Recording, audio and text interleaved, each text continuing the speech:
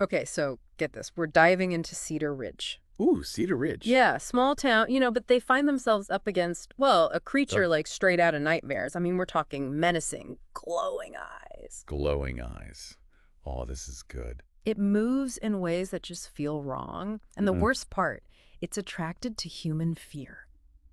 no way. Yeah, and we've got like eyewitness accounts, notes from this guy, Ethan. He's like the town genius, and even some recordings from their emergency system. You're kidding. Uh, Nope. It's gonna be intense. A threat that feeds off of fear. Crazy, right? That is both fascinating and terrifying. It really is. Like completely flips the script on survival instincts, right? Yeah, Fight or flight, the thing that should protect you. right. It actually makes you more vulnerable. It's like, have you ever seen a horror movie where the monster gets stronger with every scream? Oh, I see what you mean. He's like that. Okay. But luckily, Cedar Ridge has Ethan. Ethan.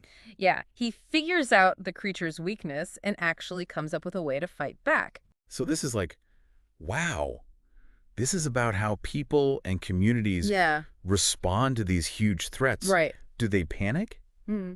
Or do they use their smarts and their resilience? This sounds like the second one. It is. It is. So picture this, right? Ethan's out late one night, Okay. and bam, he comes face to face with this creature. Oh, no. He barely gets away. And in that moment, pure terror. Yeah. He notices something, makes a crucial observation. His heart must have been pounding, Oh, but he- adrenaline, all that. Ah, And the creature was drawn to it yes. through his heartbeat, Yes. like a predator locking onto its prey. Exactly. Wow. And Ethan, he's a tinkerer, like I said, kind of a genius. Okay. Starts putting things together. Uh-huh. He figures out the creature isn't just attracted to fear, Okay. but specifically to that, to the physical part of fear, the racing heartbeat. Makes sense. And then, get this, he starts working on a device. Oh, so it goes from like horror to Yeah. science thriller. Ethan, he's got all this knowledge of electronics, sound frequencies. Uh-huh.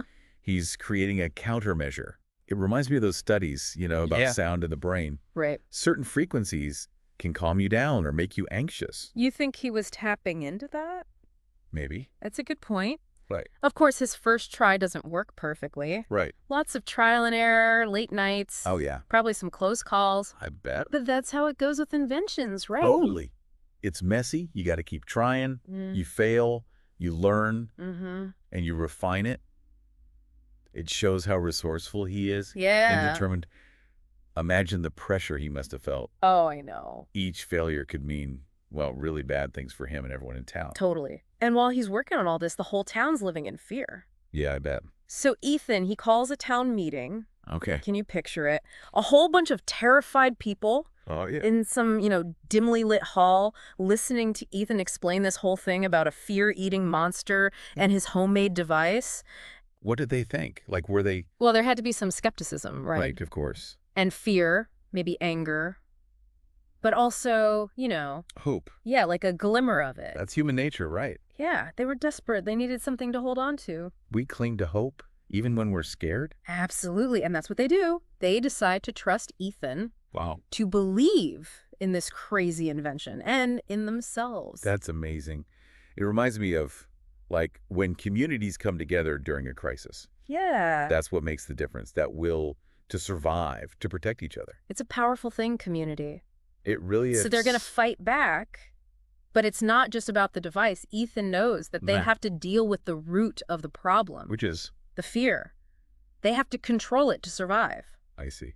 So they start training, like breathing exercises, almost like a town-wide meditation. That's brilliant.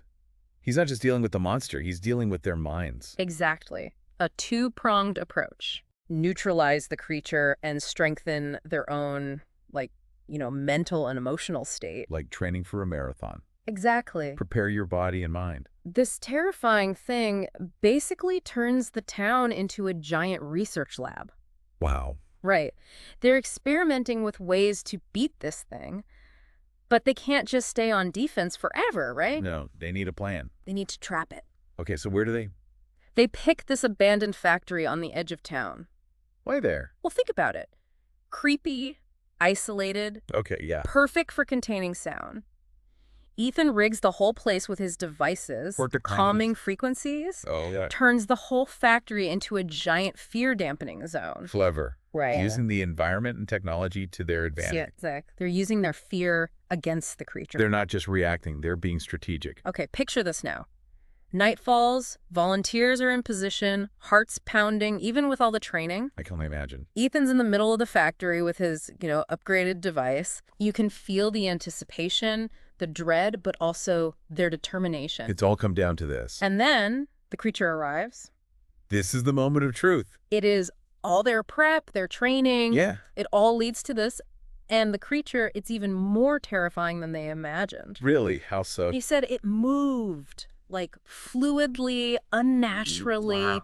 glowing eyes, scanning the room like a predator. Okay. They turn on their devices, the factory's filled with this low hum, that fear-neutralizing sound. It's like a David and Goliath story. Totally. A small town against a nightmare. And it looks like it's working. The creature's disoriented, almost pushed back by those frequencies, but they don't just want to push it back. What else then? They built this huge soundproof chamber. Cat. They want to lure it in. That's a risky move. It is one wrong step, one moment of panic. It could Yeah. all fall apart. I bet. And you know what? That's exactly what almost happens. Oh no. What happened? One of the volunteers, they panic. Oh no. Their device malfunctions.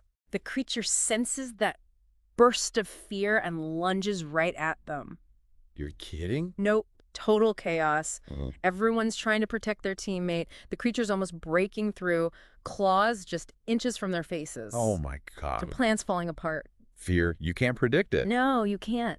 And it shows how much pressure they were all under. I can imagine. It's not just their own lives, but the whole town. So much at stake. It is. This is incredible. Yeah. So do they make it? Well, we'll have to find out in part 2 of our deep dive. Oh man, I can't wait. It's a cliffhanger. I'm hooked. I know, right?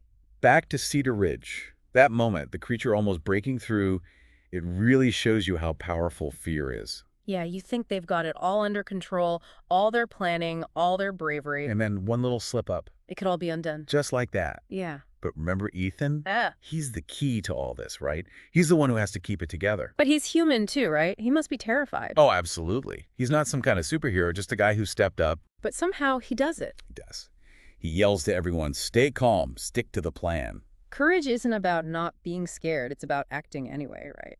Exactly. And his words, they cut through all the panic. They remember their training, that they have to work together. Slowly, they start to get a handle on things again. It's like even when we're scared, we can help each other be strong. It's true, that human connection. It overrides the fear. And with a huge effort, some really brave moves, Yeah. they manage to force the creature back toward that chamber. The adrenaline, wow. Just pushing back against this terrifying thing. They slam the door shut. That heavy metal clang. Must have been the best sound in the world. Relief, like a weight off their shoulders. They did it. They trapped the creature. But, stories like this, victory usually comes at a price. It does. Yeah, What happens next? Do they just go back to normal life? I don't think so. Me neither. Picture it. The sun's coming up over Cedar Ridge, pinks and oranges. A new day after that long night. They're all gathered outside the factory, looking at that sealed chamber. Relief, exhaustion. Unease. Yeah, they went through something awful. It changed their whole world. And that trauma, it doesn't just disappear. It takes time. Nightmares, flashbacks, always on edge. Like after a natural disaster or any other terrible event. It's like what they call collective trauma, Yeah. right? Yeah, they went through it together. But it leaves a mark. So what about Ethan? He was the leader through all this. Where does he go from here? Ethan, he's relieved, but he's also a scientist. He can't just ignore all the questions that are left. Like what? Where did this thing come from? Why Cedar Ridge? Was there a reason? It's like the battle's over, but the war isn't. Exact. Still a mystery to solve, a threat that might not be gone for good. As the town starts to rebuild, trying to get back to normal, Yeah. Ethan's drawn back to his research. He can't let it go. He goes over his notes, the data from the creature. Looking for answers. And you know what? He starts to think the threat's even bigger than they thought. What do you mean? He finds something that says that creature. Yeah. It wasn't alone, it was like a warning. Warning. Of what? We don't know for sure, but there's this chilling scene. Ethan's working late in his cabin, Okay. and a shadow passes by his window. Shadow. Moving all wrong, Way too fast for anything human. Oh, that's creepy. Is it another creature? Like a more dangerous one? Maybe. Maybe it was sent to check things out after the first one. Did you see what their defenses are like? Maybe. Gathering info for another attack. Oh, man, like they were just the first The wave first test. for something way worse. Or maybe it's something else entirely. What do you mean? Not a physical threat, but a mental one. Okay. Like a shadow of their fear, from what they went through. That ties into the trauma we were talking about. Exactly. Even when the danger's gone, the fear stays with you, changes into something else. That's what makes this ending so powerful.